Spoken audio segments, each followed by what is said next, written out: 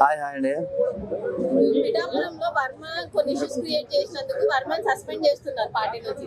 So ఆయన YCP వైపు వెళ్తాడని చెప్పేసి అంటున్నారు. దాని గురించి మీరు ఏమంటారు? 100% అక్కడ ఆప్షన్ ఉన్నది వైసీపీ కాబట్టి వైసీపీ సైడ్ వెళ్ళాలి. ఎందుకంటే అక్కడ చూసుకుంటే కూటమి ప్రభుత్వం ఉన్నప్పుడు బీజేపీ, జనసేన ఈ ముగ్గురు కలిసి ఉన్నారు కాబట్టి ఆ 100% వైసీపీకి వెళ్తే మంచి అవకాశాలు కూడా ఉంటాయి. వైసీపీకి వెళ్ళాలా, వెళ్తేనే బాగుంటుంది. ఎందుకంటే ఇప్పుడు ఇలా చూసుకుంటే ఇక్కడ సరే వాళ్ళు అలయన్స్ ఉన్నారని చెప్పేసి పాత సీనియర్లను కూడా పక్కన పెడితే సరికాదు. ఎందుకంటే పార్టీ కష్టకాలంలో ఉన్నప్పుడు డబ్బులు ఖర్చు పెట్టుకొని వేలాది మంది కార్యకర్తలను కాపాడుకుంటూ పార్టీని ముందుకు తీసుకుపోయినటువంటి వ్యక్తుల్ని ఈ విధంగా సస్పెండ్ చేసే విధంగా చేస్తే కరెక్ట్ కాదు. ఏదేమైనా కూడా చంద్రబాబు నాయుడు గారు ఒక విధంగా ఉన్నటువంటి లీడర్ కాబట్టి ఈ విధంగా చేయొద్దు. వర్మకు పిలిచి మంచి ఎమ్మెల్సీ కానీ ఒక అవకాశం ఇస్తే బాగుంటుంది. ఎందుకంటే ఆల్రెడీ ఎమ్మెల్యే కూడా చేసిండు కాబట్టి. అదేవిధంగా పార్టీ అధికారం లేనప్పుడు కష్టపడిన కార్యకర్తలను కాపాడుకున్నాడు కాబట్టి అట్లాంటి వ్యక్తిని దూరం చేసుకుంటే గిట రాబోయే రోజులలో ఇబ్బందికరమైనటువంటి పరిస్థితి కనబడుతుంది. అలాంటి జనసేన వాళ్ళు కూడా ఏమంటారు అంటే ఆయన ప్లేస్ అయితే పిఠాపురంలో ఆయన ప్లేస్ కబ్జా చేశారు పవన్ కళ్యాణ్ గారు, అందుకే విషయం చిమ్ముతున్నాడు అని చెప్పేసి చెప్తున్నారు. దానికోసం విషయం చిమ్ముడు ఏంటంటే గుర్తుపెట్టుకోండి, రాజకీయ క్షేత్రంలో ఉన్నప్పుడు కామన్ అండి. ఇప్పుడు ఎవరైనా కూడా ఒకరి మీద ఒకరు విభేదాలు చేసుకోవడం అది సహజం. అది ఎందుకంటే ఇప్పుడు ఇలా గుర్తుపెట్టుకోండి, అక్కడ ఆ సిచ్యువేషన్ ఇక్కడ తెలుగుదేశం గాలి వచ్చింది. ఆ పిఠాపురం స్థానంలో కంపల్సరీ వర్మ గారు కూడా గెలుస్తుండే. 100% బాధ అనిపిస్తారు. ఇన్ని రోజులు కష్టపడి పార్టీ అధికారం లేనప్పుడు కార్యకర్తలను కాపాడుకొని కార్యకర్తలకు అండగా నిలిచి లక్షల కోట్ల రూపాయలు ఖర్చు పెట్టుకొని జీవితాన్ని పార్టీ కోసం అంకితం చేసి లాస్ట్ మూమెంట్లో గద్దలాగా వచ్చి ఎవడో టికెట్ దండకపోతుండే బాధ అనిపించుకుంటే ఏమనిపిస్తుందండి? ఎవరికైనా కూడా ఉంటుందండి బాధ. ఎందుకంటే ఇలా ప్రజాక్షేత్రంలో ఉన్నాడు 5 సంవత్సరాల అధికారంలో ఉన్న ఇప్పుడు వైసీపీ అధికారంలో ఉన్నప్పుడు ఎన్ని ఇబ్బందులు చేసారు, ఎన్ని ఇబ్బందులు జరిగినా తెలుసు. అందరిని కూడా ముందుకు నెట్టుకుంటూ పోయి అధికారం రాగానే పక్కోల వైపు చూసాం పార్టీలకి సస్పెండ్ అవుతామంటే కరెక్ట్ కాదు. ఆల్టర్నేట్గా రాజకీయంలో ఉన్నప్పుడు ఏదో ఒక దారి చూపెట్టాలా. నువ్వు ఎందుకు వర్మానికి ఇది కాకుండా నీకు వేరే ఇస్తామని చెప్పి ఏదో ఒక పదవి ఇచ్చడం 100%.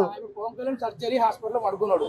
ఇలాంటి టైంలో వర్మ ఇలాంటి మాటలు మాట్లాడడం కరెక్ట్ అయినా గుర్తుపెట్టుకోండి, ఇలా తెలుగు రాష్ట్రాలలో ఇలా భారతదేశ రాజకీయ వ్యవస్థనే వాడు చచ్చిపోయే స్థితిలో ఉండని ఏది ఉండని విమర్శలు చేసేది కామన్. అది ఇలా సహజంగా అయిపోయింది. ఇలా గుర్తుపెట్టుకోండి, సహజంగా అయిపోయింది కాబట్టి దాన్ని పట్టించుకోవద్దు. ఏదైనా కూడా ఈ వర్మ గారిని గిట్ట చంద్రబాబు నాయుడు గారి గిట్ట వదులుకుంటే గిట్ట రాబోయే రోజులలో కూటమి ప్రభుత్వం అధికారం కోల్పోయే అవకాశాలు 100% ఉంటుంది. ఎందుకంటే మనం చిన్నదే కదా ఇదాన్ని వదిలేసుకున్నాం అనుకుంటే ఆ చిన్నది పోయి పెద్దగా అయిపోయి మొత్తము వ్యవస్థకి దెబ్బతీసే పరిణామాలు ఎదురవుతాయి. అయితే అలానే ఆయన వెహికల్ పైన వర్మ గారి వెహికల్ పైన అటు సైడ్ చంద్రబాబు నాయుడు ఇటు సైడ్ లోకేష్ గారి ఫోటోలు అయితే రిమూవ్ చేయడమే జరిగింది. ఆయన అనుచరులు ఆయన ఎందుకు తీయలేదు? అదే ఒకటి గుర్తుపెట్టుకోండి, ఎవరికైనా కూడా అనుచరులకు కొద్దిగా బాధ ఉంటుంది, కష్టం ఉంటుంది, మంచి ఉంటుంది. ఎవరికైనా కూడా ఇంత కష్టపడ్డప్పుడు కూడా ఫలితం జరగనప్పుడు ఉంటుంది. అప్పుడు అక్కడ గుర్తుపెట్టుకోండి, ఏదైనా కూడా చంద్రబాబు నాయుడు గారు పవన్ కళ్యాణ్ గారికి టికెట్ కేటాయించినప్పుడు ఇలా ఇది పార్టీ పొత్తున్నప్పుడు వాళ్ళకి టికెట్ వెళ్ళిపోయినప్పుడు వర్మ గారు కూడా ఏదో ఒక అవకాశం చూపెట్టాలండి. ఎందుకంటే పార్టీ కోసం కష్టపడ్డోళ్ళకి అవకాశాలు చూపెట్టకుంటే కరెక్ట్ కాదు కదా. 100% చేస్తారండి. ఇప్పుడు మీకు అవకాశం, మీరు కోట్ల రూపాయలు, ఇప్పుడు ఒక మాట అండి, మీరు జర్నలిస్ట్ గా మీరు ఉన్నారు, మీరు ఒక కోట్ల రూపాయలు ఖర్చు పెట్టుకొని వ్యవస్థ నడిపించి అంతే లాస్ట్ మినిట్ నీకు టికెట్ లేకపోవడం మీకు ఎంత బాధ ఉంటుందండి? ఎవరికైనా కూడా బాధ ఉంటుందండి. అదే అప్పుడు జరుగుతుంది. ఎందుకంటే 5 సంవత్సరాలు గవర్నమెంట్ ఉంది కాబట్టి ఏదో కొట్లాడితే కామన్. దీనికి విషయానికి బుద్ధజాలు పెట్టి అవసరం లేదు. కానీ చంద్రబాబు నాయుడు గారికి నేను ఒకటే చెప్తున్నా, వర్మ గారిని గిట్ట వదులుకుంటే గిట్ట మీరు రాబోయే రోజులలో కూడా కూటమి ప్రభుత్వం అధికారం వచ్చే అవకాశం కోల్పోతారు. ఎందుకంటే అది ఒకటి ఉంది కదా, చిన్న చినుకులు రాలుతుంటే పెద్ద గాలివాన అయినట్టు మీరు అందరినీ కూడా ఇప్పుడు ఎట్లయినా గుర్తుపెట్టుకోండి, జనసేన పార్టీ ఇలా ఆంధ్రప్రదేశ్లో చాలా ఇబ్బంది పరిస్థితులు ఉంటుంది. ఎందుకను పవన్ కళ్యాణ్ గారు చిన్నపాటి తప్పు చేసినా ఆ తప్పు ఎవరిదో అని తెలుసుకోకుండా ఉన్నటువంటి అది నాయకులందరినీ కూడా పార్టీలకి వెళ్ళి సస్పెండ్ చేస్తున్నప్పుడు అప్పుడు ఎవరికి ఇబ్బంది జరుగుతుందండి? పోయిన నాయకులకు ఇబ్బంది జరగదు. ఆల్టర్నేటివ్గా వాళ్ళు ఏదో పార్టీలకు వెళ్తారు. కానీ పార్టీని మీరు వీక్ చేసుకుంటున్నారు తప్ప ఇలా పార్టీలు తప్పు చేసిండు అని చెప్పేసి వాళ్ళకు మనిషి అన్నప్పుడు సహజంగా 100 తప్పులు జరుగుతాయండి. కొన్ని చెయ్యని తప్పులకు కూడా ఇలా మీదికి వచ్చేటువంటి తప్పులు మీదికి వచ్చేటువంటి అవకాశం ఉంటుంది.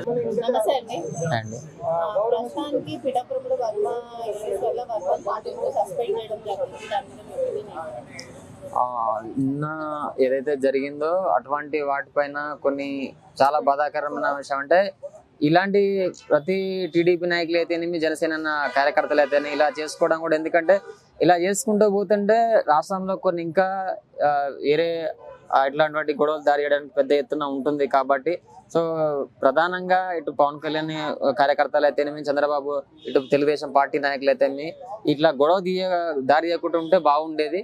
ఇలా చేయడం వల్ల కూడా కొంతమంది ఇటు నుంచి అటు చంద్రబాబు తరపుకి వెళ్ళి అటు ఆయన పార్టీ కార్యకర్తలు చాలా ఇబ్బందికరమైన వాతావరణం ఏర్పడుతుంది. సో మరి ఇలా ఎవరైతే ఇలా కార్యక్రమాలు చేస్తున్నారో వాటిపైన కూడా స్పందించి సో మంచిగా ఉన్నటువంటి ఇప్పుడు పవన్ కళ్యాణ్ కూడా చాలా ఇప్పుడు ఆయన ఆరోగ్య పరిస్థితి కూడా బాగలేదు, ఆయన హాస్పిటల్లో ఉన్నారు, ఆయన కోలుకోవడానికి చాలా సమయం పడుతుంది. మరి అలాంటి టైంలో ఇలా మరి కార్యకర్తల పైన కానీ ఇటు ఇలా జరగడం రెండు రకాలుగా రాష్ట్ర అభివృద్ధికి ఇది ఒక అడ్డులాగా ఉండిపోతుంది. ఎందుకంటే ప్రజలు ఇద్దరు ఒక నాయకులు ఒకటిగా ఉండి ముందడిగేస్తేనే గెలవడం జరిగింది, ఒప్పుకొని వాళ్ళ యొక్క నిర్ణయాలు ఒకటిగా ఉంటేనే అటు బలమైనటువంటి ఆపోజిట్ పొజిషన్ ఏదైతే పార్టీలు ఉన్నాయో సో మరి జగన్ ప్రభుత్వాన్ని మరి ఓడిపోవడానికి కారణమైంది.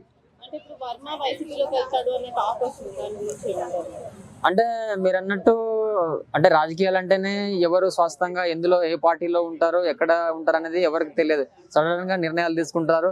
సో అవకాశం వస్తే ఎక్కడి నుంచి ఎక్కడైనా పోవడానికి వాళ్ళు కొంత వాళ్ళ పార్టీ నిర్ణయాలను బట్టి లేదంటే వాళ్ళ వ్యక్తిగత హోదాను బట్టి లేదా వాళ్ళ రాజకీయ విశ్లేషణ, వాళ్ళ దూరదృష్టి, వాళ్ళ యొక్క కెరియర్ చూసుకుంటారు. కాబట్టి సో వాళ్ళు ఎలా వెళ్తే ఎందుకంటే మరి చెప్పలేము, ఎందుకంటే మనం చూడాలి ఆయన ఇలా సంఘటనలు జరగడం కూడా అనుకోకుండా జరిగాయి. మరి పవన్ కళ్యాణ్ సార్ కూడా లేకపోవడం, సో ఇటు మరి టీడీపీ వ్యక్తులు కూడా ఇలా చేయడం, సో ప్రతి ఒక్కటి కూడా ఇలా ప్రతిదీ అనుకోకుండా అనస్పదంగా చర్యలు జరుగుతుండడం వల్ల సో ఇది రాష్ట్ర అభివృద్ధికి అడ్డుగా ఉంటుంది. ఇంకొకటి ఇలా జరగకుండా ఉంటే ఎక్కడైనా సరే పార్టీలో కొంత క్రమశిక్షణ అనేది ఉండాలి.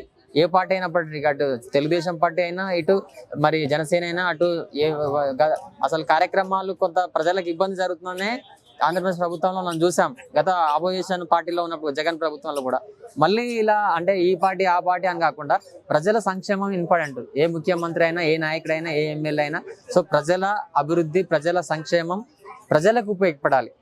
సో ఆయన ఎక్కడ పోయినా కానీ మళ్ళీ తప్పకుండా ప్రజలు ఇంపార్టెంట్ కాబట్టి ప్రజలు చూసి మళ్ళీ ఎన్నుకుంటున్నారు. అంటే ఇప్పుడు వర్మ అసలు ఇష్యూస్ క్రియేట్ చేయడం వల్ల వైసీపీ నాయకులు ఉన్నారు అంటూ మాట్లాడుతున్నారు. వర్మ అంటే ఇది అసలు ఎందుకు జరిగింది అనేది పూర్తిగా ఎవరు అంటే అభిమానులు ఒక ఫోటో పెట్టకపోవడం వల్ల ఇంత దాకా తీసుకురావడం అనేది కూడా చాలా అంటే అది అవసరం లేని విషయం వాస్తవం చెప్పాలంటే. ఎందుకంటే నాయకులు పనిచేసే విధానంలో ఉండాలి, ఆచరణలో ఉండాలి, సో వాటిపైన ఉండాలి.